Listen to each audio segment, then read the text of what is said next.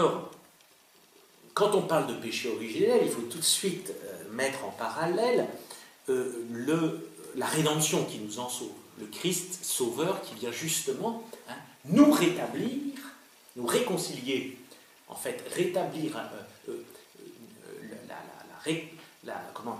la rupture qui a été faite donc, par l'homme, lui vient justement réparer en quelque sorte, oui, sauver l'homme, remettre l'homme dans l'ordre voulu par Dieu à l'origine de la création, dans un dessein créateur. Mais cela va se faire, et c'est là où justement les gens ne comprennent pas, ne peuvent pas comprendre que Dieu, en venant dans notre humanité, puisque le Christ est le Verbe de Dieu, deuxième personne de la création qui se fait homme, il ne vient pas éradiquer toute souffrance et toute mort.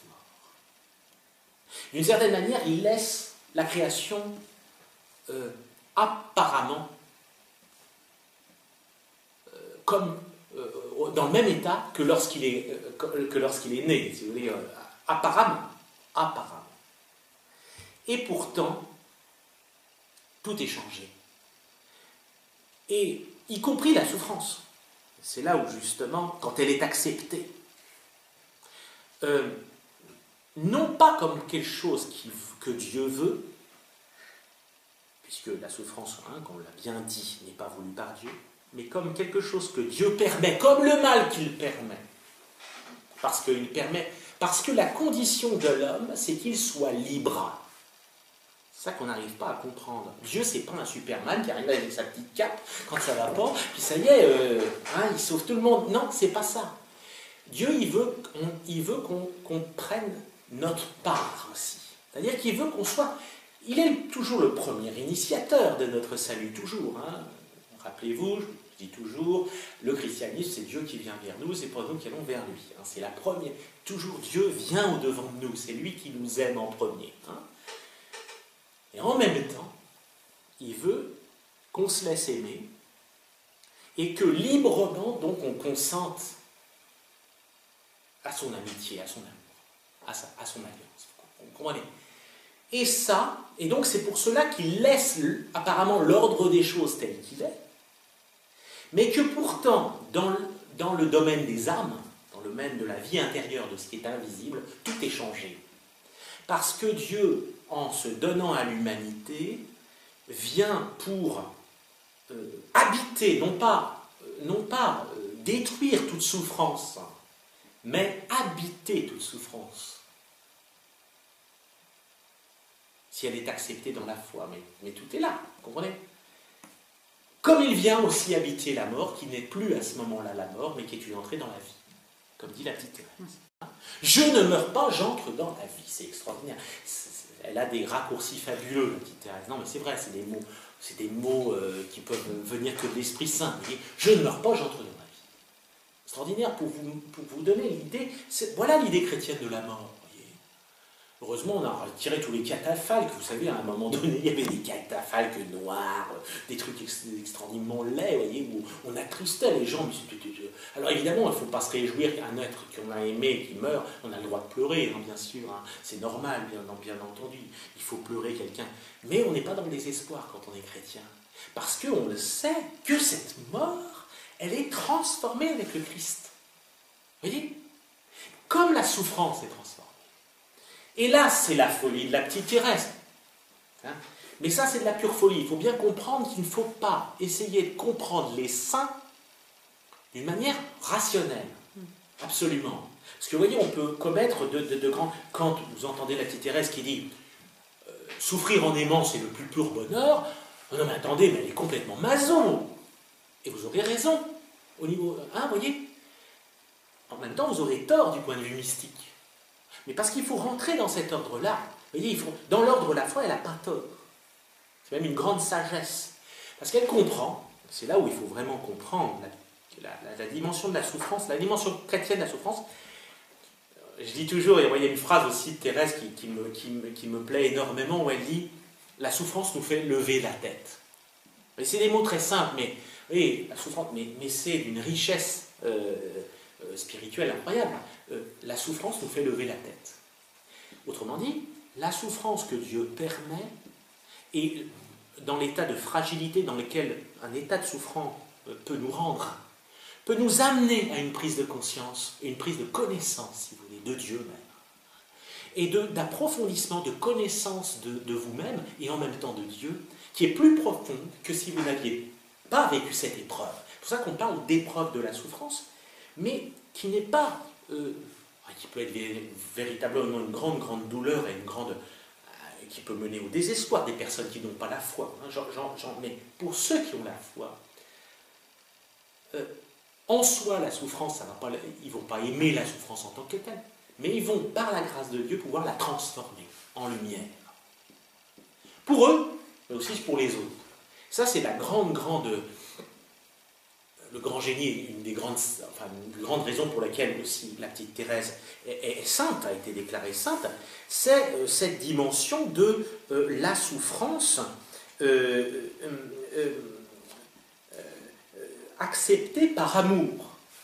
Elle dit bien, c'est l'amour seul qui compte. À un moment, avant de passer vers le Père, avant de mourir, ces dernières phrases sont très très... Mais en même temps, il faut savoir qu'elle a beaucoup souffert. C'est donc atroce ce que vous souffrez, lui demande Mère Marie de Gonzague. Elle répond, non ma mère, pas atroce, mais beaucoup, beaucoup. Juste ce que je peux supporter. Juste ce que je peux supporter. Mais elle a supporté beaucoup.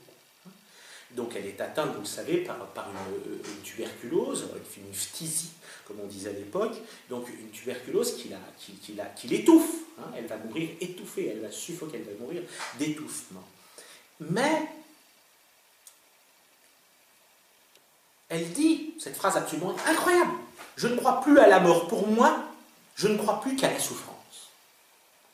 Vous voyez, je ne crois plus qu'à la souffrance. Pourquoi on se dit, mais elle est complètement maso, mais qu'est-ce que c'est cette histoire? Et vous aurez raison. Seulement, ce que vous comprenez, il faut bien comprendre que quand elle dit souffrance, Thérèse, elle dit amour pur. Attention. Je répète la phrase de la poésie de la petite Thérèse, souffrir en aimant, c'est le plus pur bonheur. Attention, c'est pas souffrir, c'est le plus pur bonheur. Souffrir en aimant. Si on oublie en aimant, on ne comprend rien.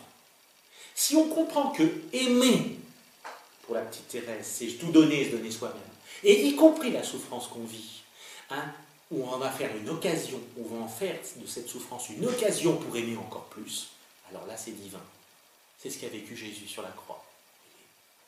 Et là, on touche à un mystère. C'est pour ça qu'attention, il ne faut pas parler de la souffrance sans prendre des gants. Voyez, et surtout, bon, vous souffrez, écoutez, tant mieux, c'est bien, parce que... Non. D'abord, quand on souffre, quand on voit les autres souffrir, il faut bien se garder de leur dire ce qu'ils ont... voilà, parce que justement, on ne souffre pas comme eux, ils souffrent. Donc, mais on peut quand même essayer d'approcher... moi je parle de la petite Thérèse, et ce que la souffrance peut avoir, attention, mais attention, je mets des bémols, mais peut avoir si justement c'est donné par Dieu. Et c'est pour ça qu'il faut bien comprendre que les mystiques souffrent comme ils souffrent par pur amour, en faisant de leur souffrance, même terrible, héroïque, une occasion d'aimer et de prouver à Dieu qu'il l'aime jusque-là. Mais attention, ne jamais oublier que c'est donné aussi d'abord par Dieu.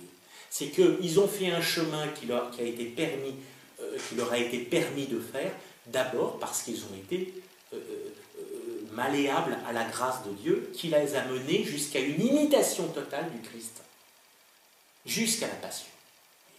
Et c'est pour ça qu'on parle de la passion de la petite Thérèse. C'est Guy Gaucher qui parle de la passion de Thérèse d'Enfant Jésus. C'est exactement ça. Et tous les saints, à un moment donné, sont configurés au Christ dans sa passion. Vous voyez, à un moment donné, ils aiment tellement Jésus, ils sont tellement transformés en Jésus, qu'ils vivent totalement ce que Jésus a vécu. Mais attention, Jésus n'a pas vécu dans le désespoir sa passion. Non. On parle d'ailleurs de croix glorieuse dans la liturgie chrétienne, parce que la croix est aussi l'envers de la résurrection. Et le Christ, parce qu'il sait qu'il attire les hommes à lui par sa passion d'amour, mais c'est une passion d'amour, il va en faire de cette passion qui est abominable en soi, hein. Il va la transformer par son amour en don d'amour. Et c'est là où il faut vraiment comprendre qu'on ne comprend rien finalement à la souffrance chrétienne si on n'entre pas dans cette perspective totalement surnaturelle du coup, vous voyez, qui est au-dessus, surnaturel, ça veut dire qui vient de Dieu, qui n'est pas de notre fait, qu'on ne peut pas vivre si on ne reçoit pas une lumière pour pouvoir vivre justement et faire de ces ténèbres de la souffrance, quelle qu'elle soit, une occasion de lumière, justement. Une occasion de lumière pour soi ou pour les autres. Alors, la génie de la petite Thérèse et la sainteté, la grande sainteté de la petite Thérèse, c'est de dire je ne me remporte pas de m'être livré à l'amour. Je n'aurais jamais cru qu'il fût possible de t'en souffrir. Jamais, jamais. Il dit ça 2 fois. Vous voyez, c'est quand même. Je ne puis, et elle ajoute, c'est ça qui est génial, je ne puis m'expliquer cela que par les désirs ardents que j'ai eus de sauver des âmes.